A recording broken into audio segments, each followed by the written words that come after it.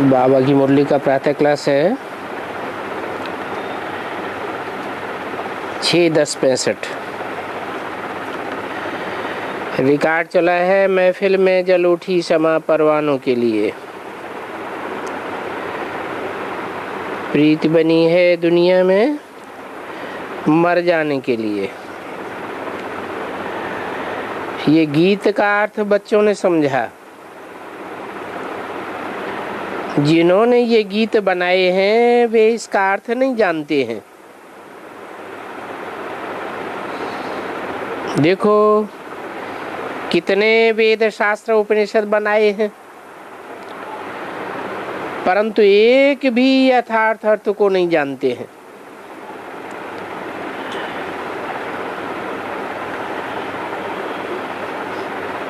कि कौन सी महफिल की बात है और कौन सी शमा जल उठी, वो शमा कब जली और परवाने कब फिदा हुए।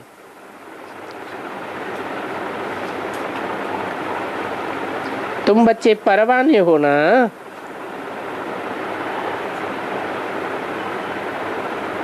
परवाने 3 तरह के होते हैं। एक तो वो जो शमा पर आते ही फिदा हो जाते हैं, जल मरते हैं। अव्वल नंबर। दूसरे वो जो क्षमा पर आते तो हैं लेकिन चक्कर काटते हैं और थोड़ा सेक लगा तो भाग जाते हैं। चक्कर काटने वाले 2 नंबर। तीसरे वो कि एक बार आए और फिर गए तो गए, फिर आए ही नहीं। चक्कर काटने वाले बार बार आते हैं, चक्कर काटते हैं। तो तुम बच्चे भी नंबरवार क्षमा पर फिदा होने वाले परवाने हो। अब अपन को देखना है कि हम कौन से नंबर के परवाने हैं।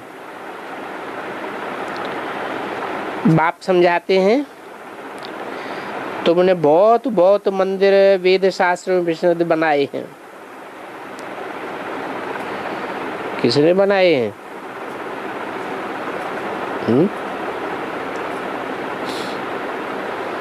तुमने बनाए हैं। किससे बोला?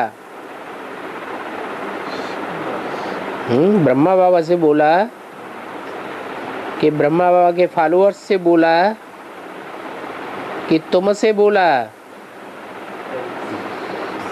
जरूर जो बाप के सन्मुख बैठने वाले बच्चे हैं उनसे बोला कि तुमने बहुत वेद शास्त्र बनाए हैं,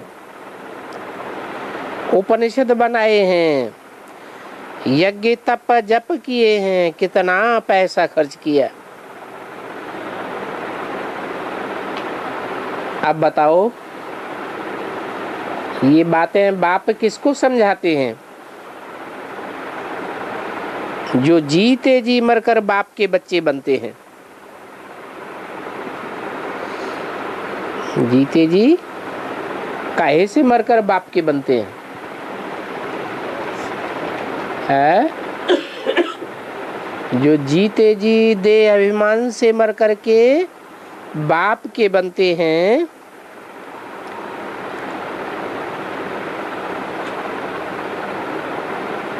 तुम मरते हो ना, तो अब बाप के साथ चलने की तैयारी करनी है। ये नहीं कि वहां तुम्हारा कोई बर्थडे या एनिवर्सरी मनाएंगे, नहीं। यहाँ देखो गांधी का कितना धूमधाम से मनाते हैं। क्या गांधी जयंती? तो वहां पर ऐसे नहीं होगा कि अभी शिव बाबा ज्ञान देकर चला जाएगा तो तुम फिर सतयुग में उनकी जयंती मनाएंगे, जैसे भक्ति मार्ग में मनाते आते हैं। भक्ति मार्ग में शिव जयंती मनाते हैं ना। 6-10-65 की वाणी का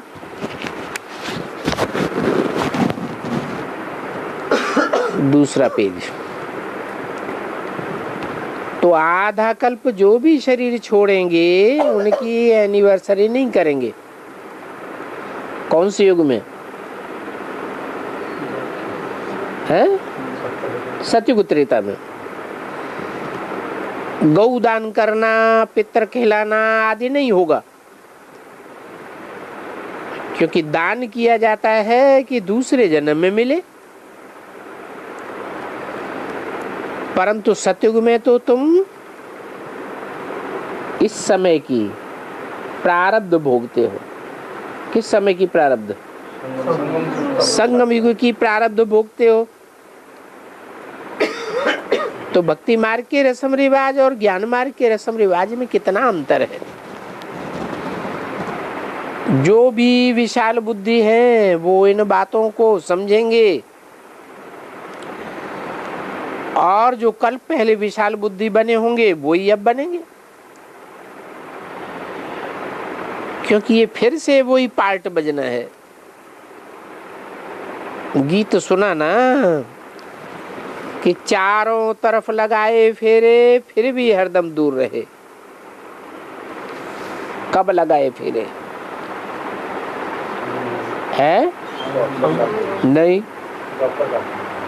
चारों तरफ लगाए फेरे फिर भी हरदम दूर रहे। संगम युग में, द्वापर कलयुग में 63 जन्म चारों धाम के चक्कर काटते रहे, मंदिर मस्जिद गुरुद्वारों में भटकते रहे, लेकिन बाप से नहीं मिल पाए, दूर ही रहे। तो बाप कहते हैं तुमने भक्ति मार्ग में कितना माथा मारा है, फिर भी मुझे नहीं मिल सके। क्योंकि जब मैं आऊं तभी तो तुम मुझे मिल सको ना। कौन बोला? शिव बाप बोले जब मैं आऊं तभी तो तुम मुझे मिल सको ना। मैं आता ही हूं कल्प कल्प के संगम युगे। फिर वो कह देते कि परमात्मा युग युगे आता है। ऐसे क्यों कह देते कि युगे युगे आता है? क्योंकि जब मैं आता हूं तो चारों युगों की शूटिंग कराता हूं।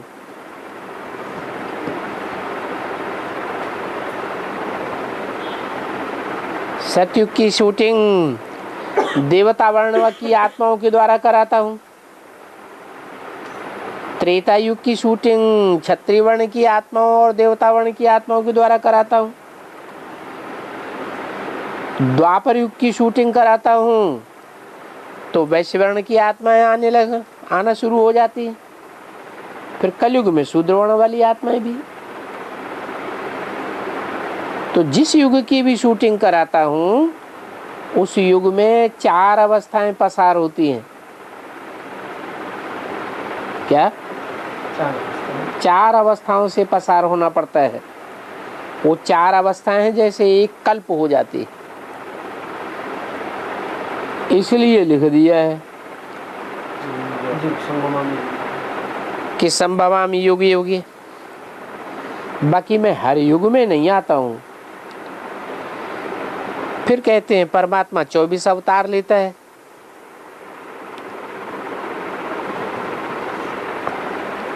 क्या मैं 24 अवतार लेता हूं?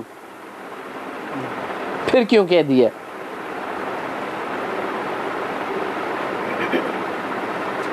सूर्यवंशी आत्माएं 12 है और चंद्रवंशी आत्माएं 12 है, दोनों मिलकर के 24 आत्माएं हुई। ये 24 आत्माओं को उन्होंने 24 अवतार बताई दिए। तो ये रंग हो गया।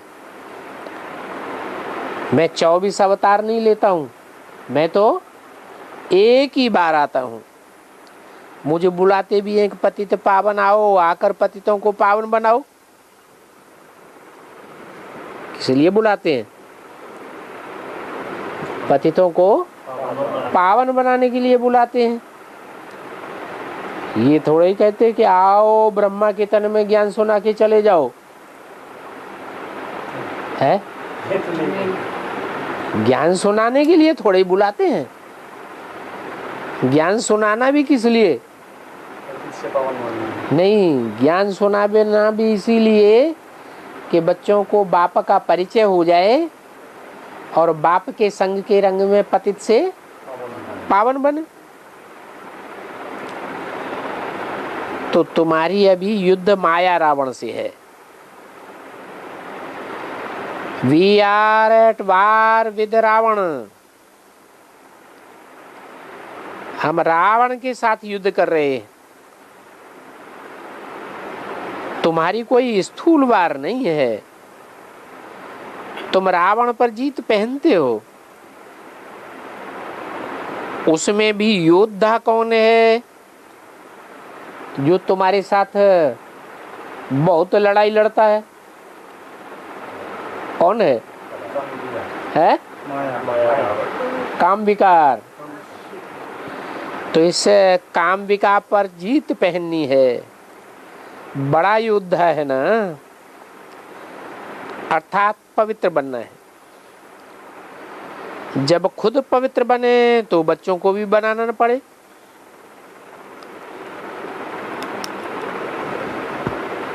ताकि वे भी विश्व के मालिक बन जाएं।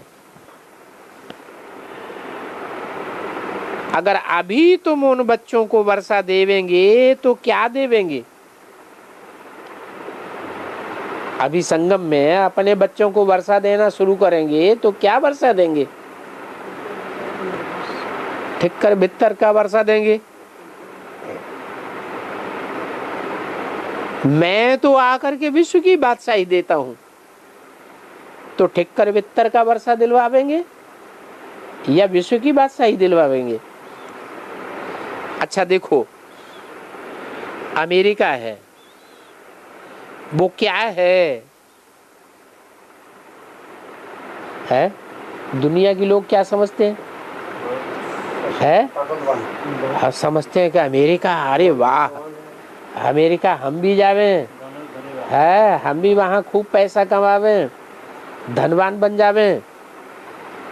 परंतु बाबा कहते हैं अमेरिका ठिक्कर ठोबर है,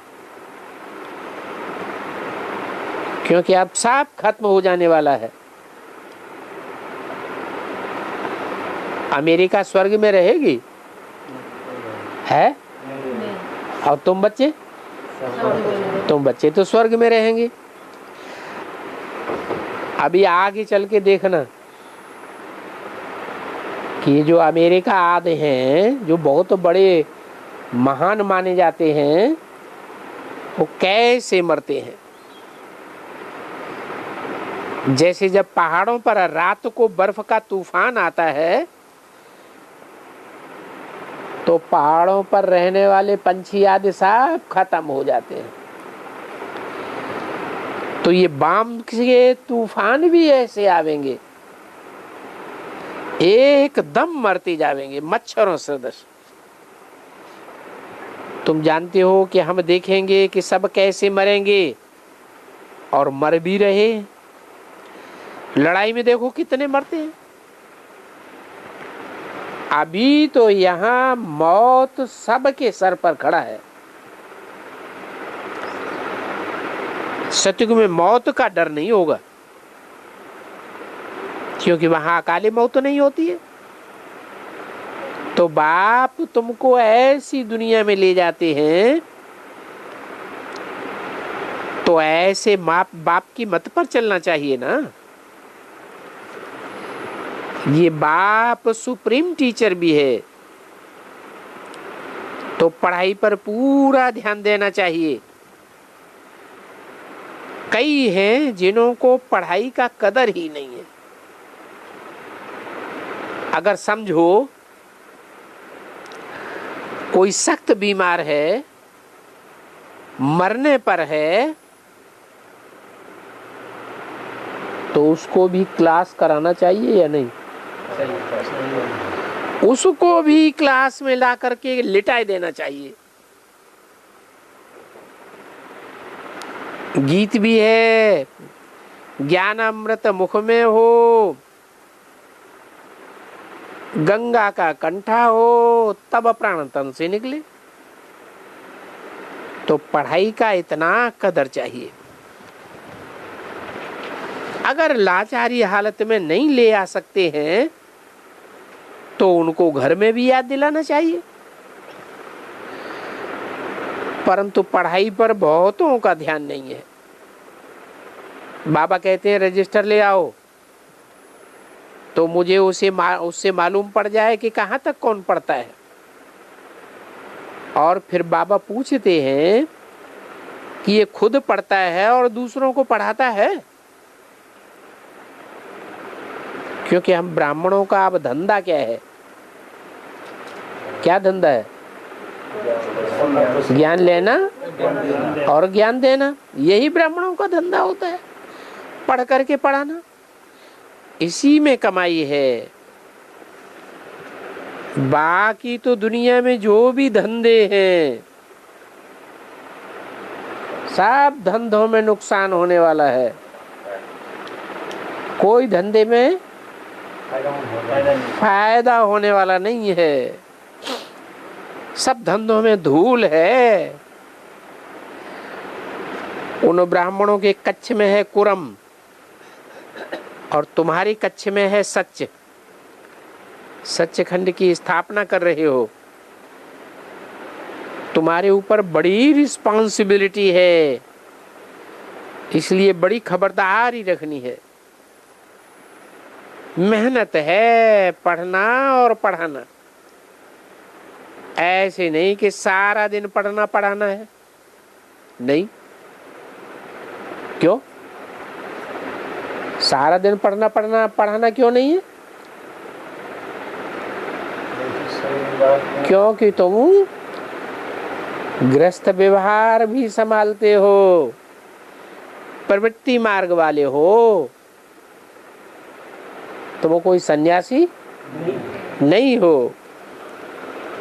किससे बोला है? ब्रह्मा कुमारियों से बोला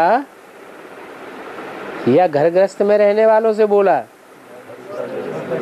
घर गृहस्थ में रहने वालों से बोला कि तुम प्रवृत्ति मार्ग वाले हो। जो प्रवृत्ति मार्ग वाले होते हैं उनको अपना धंधा धोरी और बाल बच्चों को भी संभालना होता है। सन्यासियों को तो बाल बच्चे होते नहीं हैं।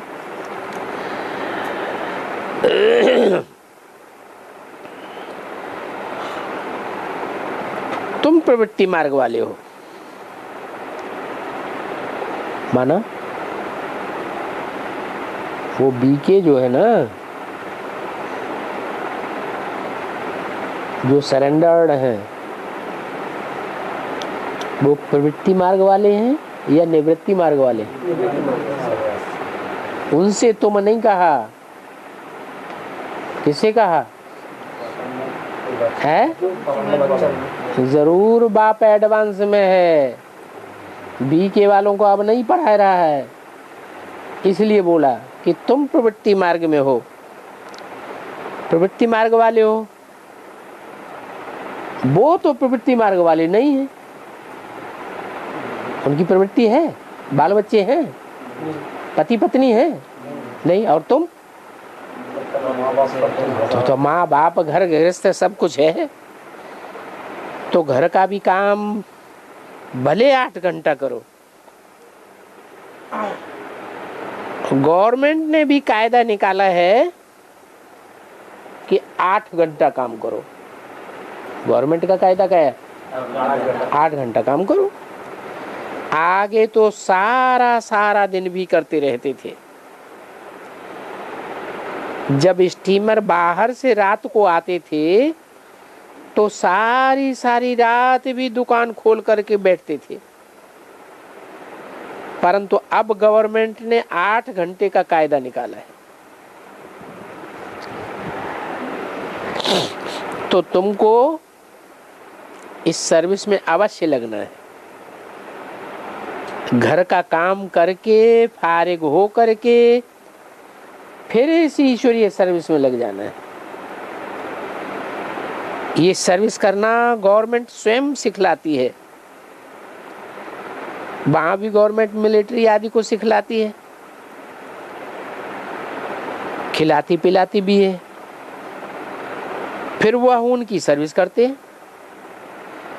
तो यहां भी तुमको बाप सिखाते हैं, we are on godly service only है। तो तुमको गॉडली सर्विस करनी है, सिर्फ ओनली गॉड सर्विस नहीं। ओनली हो गई सिर्फ अपनी बुद्धि की और खुद को पवित्र बनाना। हमको तो भारत को भी स्वर्ग बनाना है, भारत को हेवन बनाना है, तो इस सर्विस में लग जाना है। क्योंकि तुम्हारे ऊपर बड़ी रिस्पॉन्सिबिलिटी है। जैसे चीफ कमांडर होते हैं, कैप्टन आदि होते हैं, उन पर तो और ही ज्यादा जवाबदारी रहती है। यहां भी ऐसे है। क्या है? तुम्हारी भी रूहानी मिलिट्री है। क्या इस रूहानी मिलिट्री का कोई चीफ मार्शल बनेगा, कोई चीफ कमांडर बनेगा, कोई कैप्टन बनेगा, कोई साधारण योद्धा बनेगा। रूहानी मिलिट्री का नंबरवार संभालने वाले हैं। जो अच्छे अच्छे बच्चे सेंटर खोलते हैं वो हो गए कमांडर। और इस संपूर्ण युद्ध का मार्शल है शंकर। क्या? जो सारा युद्ध चल रहा है, किससे युद्ध है? युद्ध किससे है? माया से, काम क्रोध लोभ मोह अहंकार है। उन 5 विकारों से जो युद्ध है उसमें युद्ध का मार्शल है शंकर। कहते हैं शंकर ने आंख खोली तो सब खलास। बाप तो विनाश नहीं करते हैं।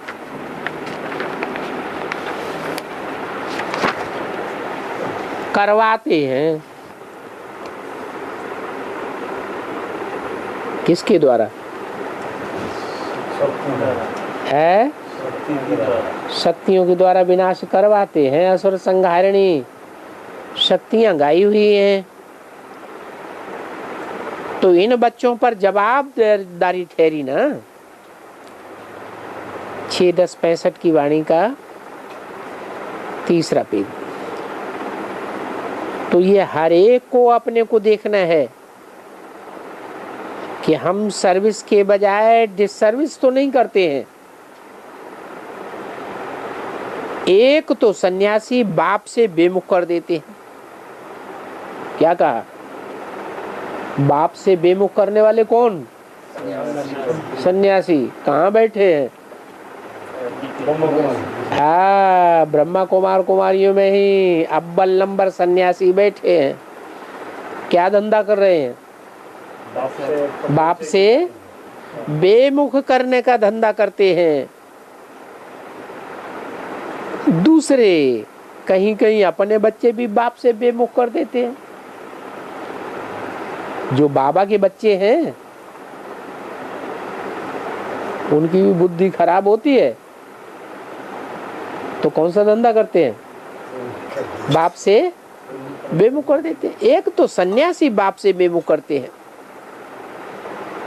जैसे आज तो पढ़ते रहे और बाप का परिचय भी देते रहे अपने बच्चे, और फिर अगर बाद में पढ़ाई नहीं पढ़े और धारणा नहीं की तो फिर दूसरों को कह नहीं सकेंगे पढ़ाई पढ़ो। बहुत हैं जो भाई बहनों से रूठ करके पढ़ाई छोड़ देते हैं, आपस में ही लड़ करके पढ़ाई छोड़ देते हैं। ये नहीं समझते हैं कि पढ़ाई छोड़ने से गुरु के निंदक बन जाते हैं, गोया औरों को भी बाप से बेमुख करने के निमित्त बन पड़ते हैं। तो कहते हैं गुरु का निंदक ठौर न पाए। कौन सा ठौर न पाए? जो श्रेष्ठ पद है, जो श्रेष्ठ पद है, श्रेष्ठ पद जो है वो पद में ठहर नहीं पाएगा, वैकुंठ में ठहर नहीं पाएगा। वैकुंठ की राजधानी यहाँ स्थापन होनी है ना, उस राजधानी में उनको कोई पद नहीं मिलेगा, मर बिल्लाए के चले जाएंगे परम धाम में, विनाश की विभीषिका में खलास हो जाएंगे, क्योंकि सदगुरु की निंदा कराई।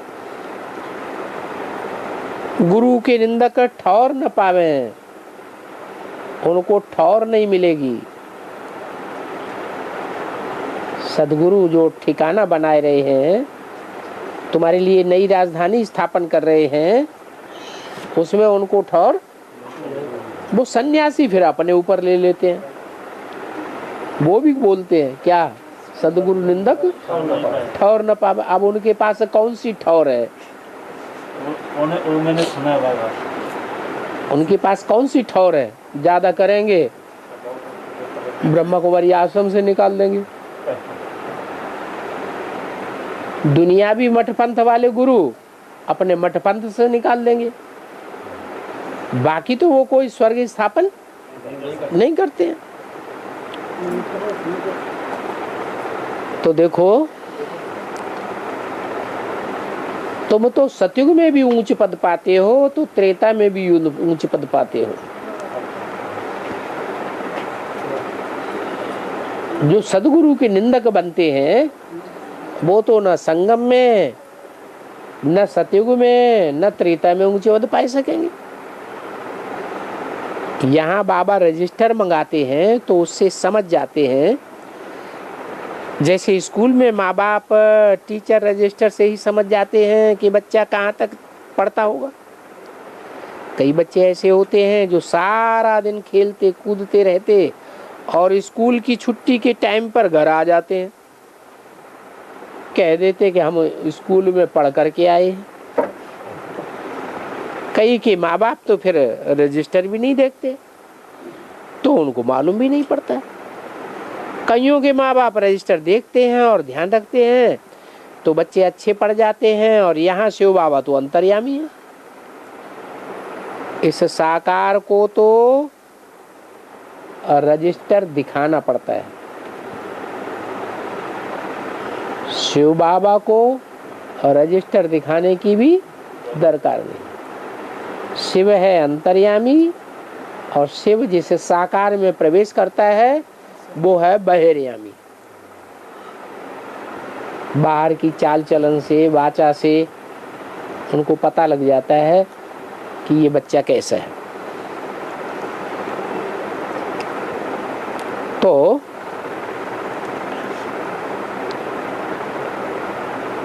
तुम बच्चे जानते हो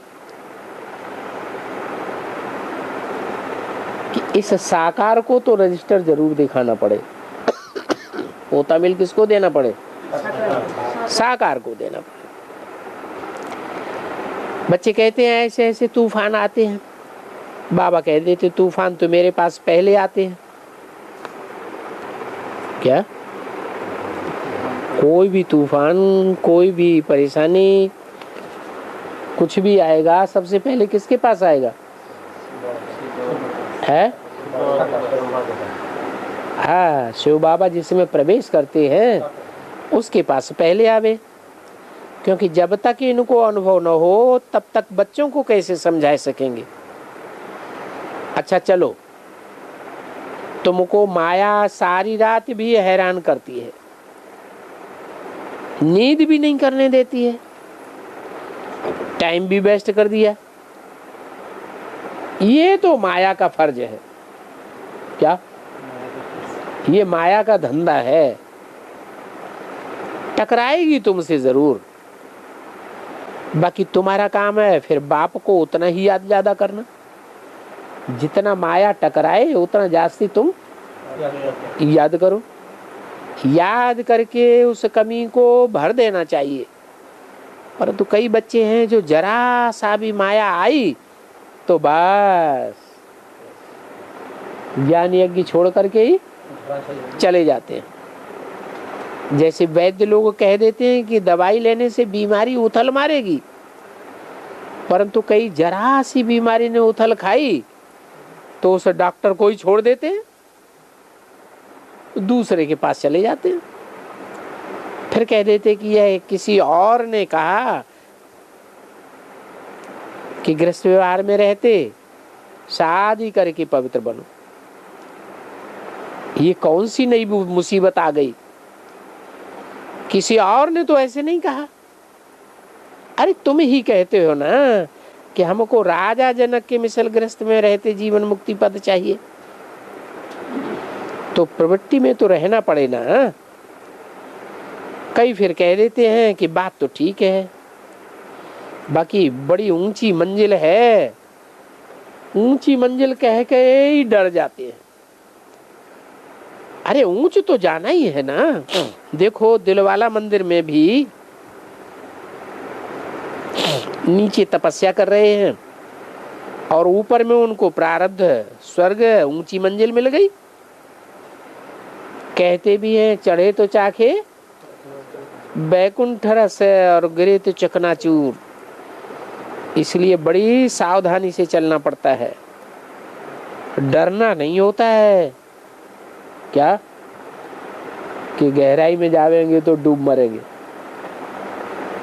तो गुरु लोग क्या डर पाते हैं? अरे ज्ञान की गहराई में नहीं जाना,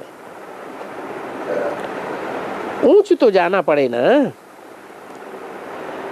कहते हैं ये गीता की अथॉरिटी है, तो गीताएं तो आजकल अनेक हैं। टैगोर गीता, गांधी गीता। आजकल तो जो घर से रूठते हैं वो गीता का अर्थ कर देते और अपना नाम डाल देते हैं। एक गीता में लिखा है बैंगन खाने से ये होगा, तुरई खाने से वो होगा। ये रोजाना गीता पढ़ता था कौन? ब्रह्मा। कहाँ भी जाते थे, चाहे राजाओं के पास भी जाते थे, गीता का पाठ जरूर करते थे।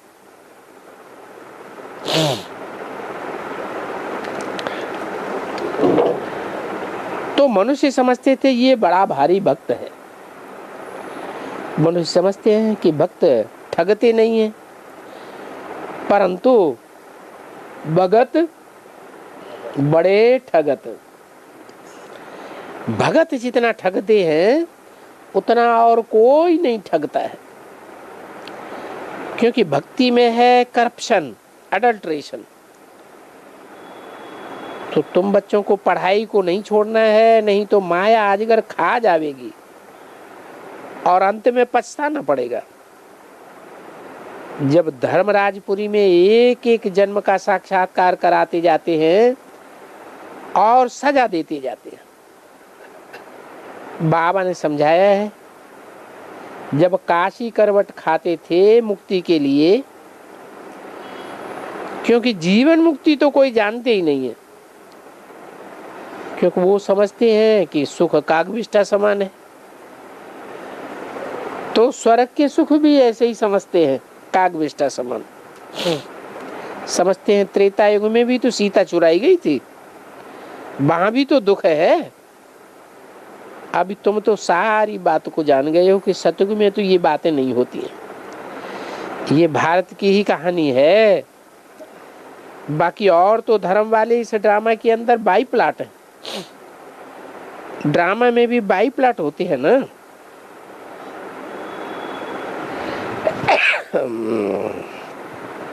भारतवासियों के ही 84 जन्म होते हैं। क्या कहा?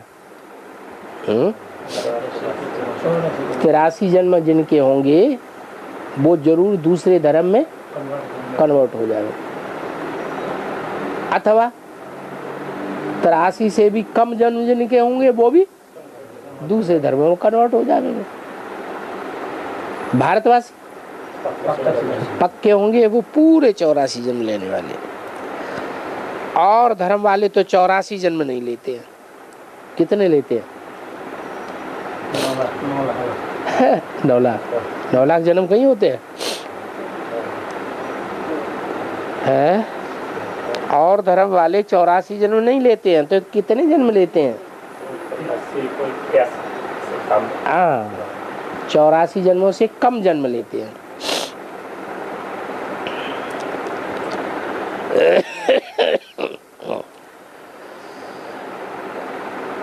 जो सूर्यवंशी बनते हैं वो ही 84 जन्म लेते हैं। क्या कहा? वो ही 84 जन्म लेते हैं। कहते हैं ना, आत्मा परमात्मा अलग रहे बहुकाल। तो कौन रहे बहुकाल? कौन सी आत्माएं हैं जो परमात्मा से लंबे काल तक दूर रही? जो सूर्यवंशी हैं वो ही लंबे काल तक दूर रही। अभी नास्तिक धर्म वाली आत्माएं हैं, आर्य समाजी के भी बाद में आ रही है, तो बहुत काल तक दूर रहती हैं। नहीं, इसके अर्थ को भी तुम जानते हो। भक्त तो सिर्फ गाते रहते हैं, जानते कुछ नहीं है। ये ब्रह्मा भी तो भक्त था ना, इसने भी कितने गुरु किए, परंतु सब गुरु ठग निकले।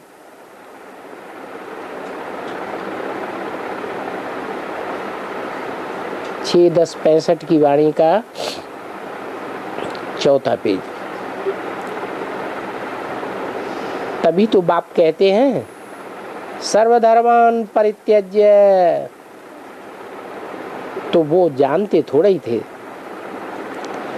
भले गीता आदि पढ़ते हैं परंतु हैं तो जंगली तोते। तुम ये अभी कंठी वाले बन करके विजय माला में पिरोए जावेंगे। दुनिया भला इन बातों को क्या जाने। उनको तुम अगर लिटरेचर दो, एडवांस का लिटरेचर दो, तो वो पढ़ करके फेंक देते हैं। जैसे बंदर को रतन दो तो फेंक देंगे, अगर चने दो तो एक एक चना उठा के खा लेंगे। ये बंदर भी क्या जाने ज्ञान रत्नों को। तुम बच्चे जो कल पहले देवता धर्म के थे वो ही अब ब्राह्मण बने हो,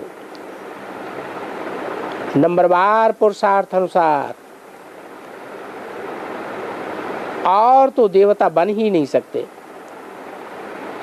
ये सैंपलिंग लग रहा है, वो गवर्नमेंट तो कांटों का सैंपलिंग लगाती है।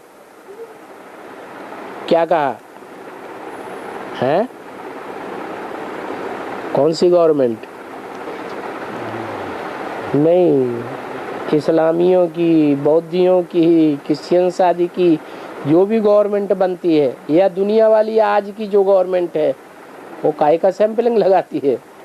कांटों का सैंपलिंग लगाती है। और तुम फूलों का सैंपलिंग लगाते हो। तो देखो कितना फर्क है। जब देवता धर्म का सैंपलिंग पूरा होगा तो पुरानी दुनिया का विनाश हो जाएगा। विनाश के आसार तुम बच्चे देख ही रहे हो। कैसे यवनों और कौरवों की लड़ाई लगती है।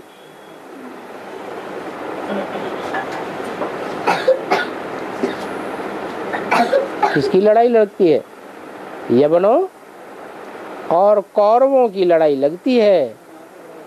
कौरवों और पांडव नहीं लड़ते। लड़ाई किसकी लगती है?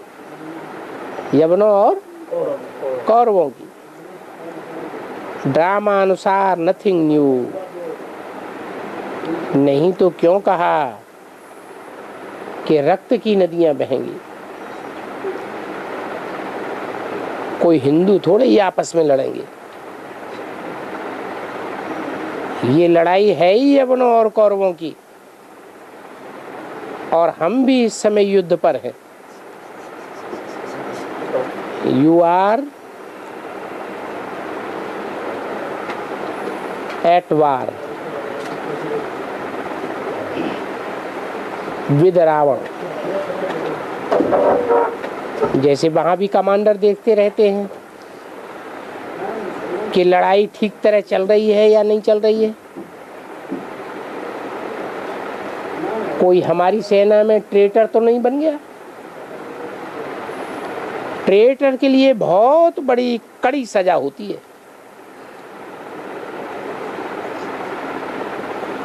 तो यहां भी ऐसे है, अगर कोई बाप का बनकर के फिर ट्रेटर बन जाते हैं तो धर्मराजपुरी में उनको बहुत बड़ी सजा मिलती है।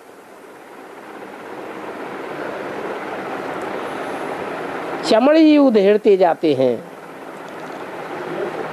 ये भी बच्चों ने साक्षात्कार किया है।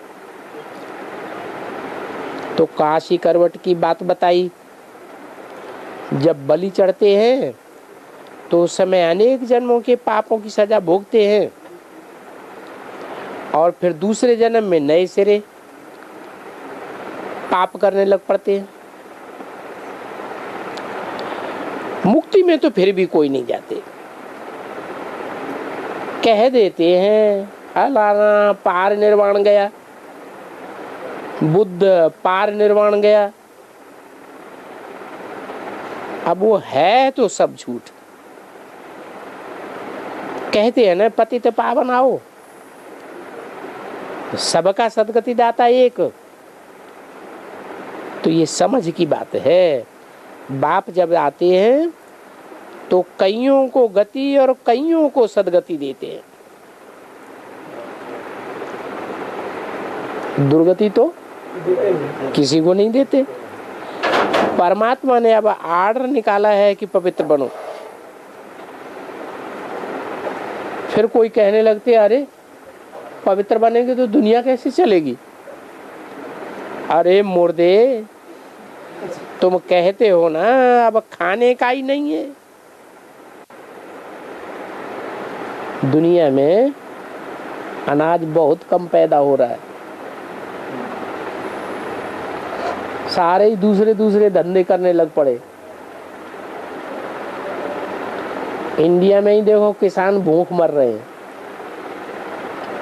कोई खेती नहीं करना चाहता।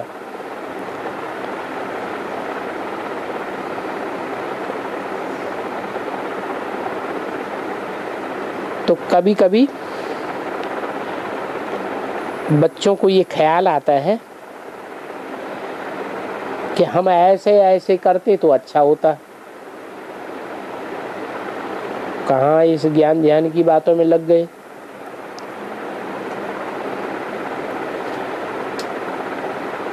अब ये ख्याल आना ही बड़ी भारी नॉनसेंस है। ड्रामा की पटरी पर पूरा नहीं रहते हैं तो ऐसे ऐसे कहते रहते हैं।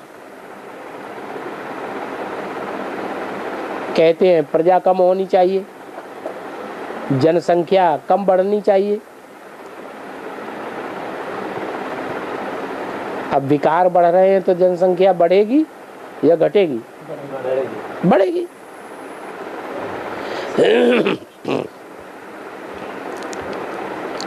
अच्छा, मीठी मीठी बच्चों प्रति माता पिता बाप दादा का याद प्यार। Good morning. एक छोटा सा रात्रि क्लास है।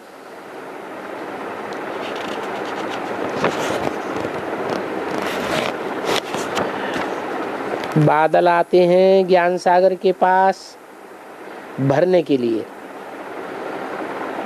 फिर वहां जाकर के बरसते हैं। यहां तो तुम जैसे कि ईश्वरीय घर में बैठे हो, वहां दुनिया में तो जैसे गोरख धंधा लगा पड़ा है। यहाँ तो सिर्फ अपने दैवी भांति ही दिखाई पड़ते हैं। उस दुनिया का तो वातावरण ही और हो जाता है। देखते हो कि बरोबर भगवान वाच ही ठीक है। तुमको नशा भी चढ़ता है कि हम सन्मुख बैठे हैं। सन्मुख और दूर में फर्क बहुत रहता है। क्या कहा? सन्मुख होकर के सुनो और दूर रह करके मुरली सुनो टैप रिकॉर्डर में, टीवी में, उसमें बहुत फर्क पड़ जाता है। क्या फर्क पड़ जाता है? वाइब्रेशन नहीं मिलता है, वाइब्रेशन।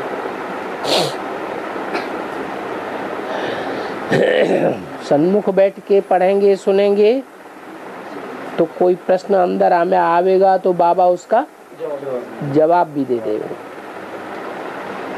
सन्मुख में बैठने में बाबा की दृष्टि डायरेक्ट मिलती है, दूर बैठने में डायरेक्ट दृष्टि नहीं मिलेगी, जड़ टीवी से दृष्टि मिलेगी। तो जड़ में और चैतन्य में अंतर होगा या नहीं होगा? हो जाएगा। तो सन्मुख तुम सुनने में तुमको बहुत नशा चढ़ता है। पहले थे तुम आसुरी संप्रदाय, अभी हो ईश्वरीय संप्रदाय। फिर शरीर छोड़ करके तुम बनेंगे दैवी संप्रदाय। भक्ति मार्ग में सिर्फ महिमा करते हैं, ये थोड़े ही जानते हैं कि हम किसकी महिमा करते हैं। क्रिश्चियन तो फिर भी जानते हैं कि हमारा धर्म पिता कौन है, हम किसकी महिमा करते हैं। भारतवासी तो इतना भी नहीं जानते कि हमारा धर्म स्थापन करने वाला धर्म पिता कौन है। वो भी कहते हैं क्राइस्ट के 3000 वर्ष पहले हेवन था। वो भी सिर्फ कहने मात्र कहते हैं, लेकिन वो क्राइस्ट क्रिश्चियंस भी जानते नहीं हैं, क्योंकि ज्ञान के नेत्रहीन है। तुमको अभी ज्ञान का तीसरा नेत्र मिला है। साधु संत सब विपरीत बुद्धि है, तुम पांडवों की प्रीति बुद्धि है। तुम पांडव कैसे बने हैं? नहीं, तुमको देश निकाला मिला तो तुम पांडव बने। पांडवों को देश निकाला मिलता है, धक्का मिला कि नहीं है? उन कौरवों ने क्या किया? तुमको धक्का दे करके बाहर निकाल दिया तो तुम पांडव बन गए। तो तुम्हारी बाप के साथ प्रीति बुद्धि हो जाती है। तुम बाप से स्वर्ग का राज भाग लेते हो। ऐसा राजभाग तुमसे कोई भी छीन नहीं सकता। ये है डेविल राज्य। जानते हो हम श्रीमत पर राज्य स्थापन करते हैं और ये राज्य गुप्त स्थापन हो रहा है। कैसे गुप्त रीति स्थापन हो रहा है ये तुम्हारे सिवाय और कोई नहीं जानता। अच्छा, बच्चों को ओम शांति।